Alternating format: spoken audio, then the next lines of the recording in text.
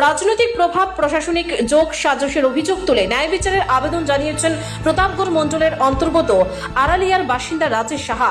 রাজেশ সাহার দাবি, দীর্ঘ 33 বছর ধরে তাদের পরিবারের দখলে থাকা জমি 2015 সালে বেআইনিভাবে অন্যের নামে মিউটেশন করে নেওয়া হয়। তার অভিযোগ, সিপিআইএম আমলে ভজন দাস নামে এক ব্যক্তি এই কাজটি করেন।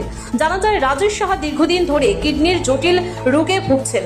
উন্নত চিকিৎসার জন্য অর্থের প্রয়োজনে সম্প্রতি পারিবারিক জমিটি বিক্রির উদ্যোগ নেন, কিন্তু তখনই জানতে পারেন জমিটি আর তাদের নামে নেই। রাজেশ সাহার বক্তব্য, বাবার মৃত্যুর পর চরম আর্থিক সংকটের কারণে তিনি ও তার মা মিনতি রানী সাহা অন্যত্র বসবাস করতে বাধ্য হন।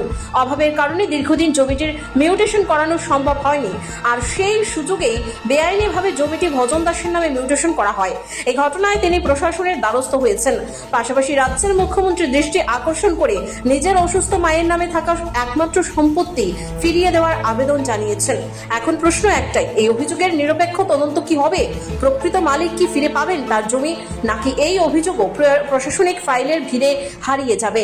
এই ঘটনায় এখন নজর রাজ্য প্রশাসনের পরবর্তী পদক্ষেপের দিকে।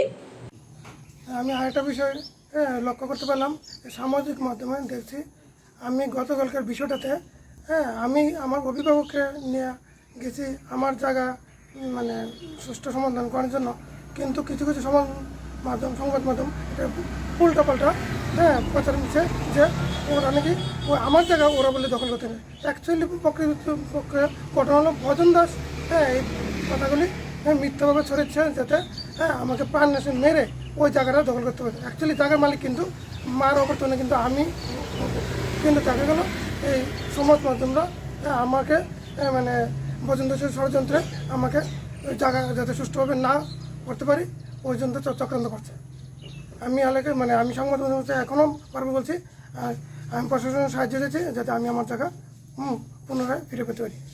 এলাকাবাসী আমাকে সাহায্য করতে এগিয়ে এসেছে, নট তারা কোনো জায়গা দখল করতে আসেনি। এই আমার ঠিক আছে নি।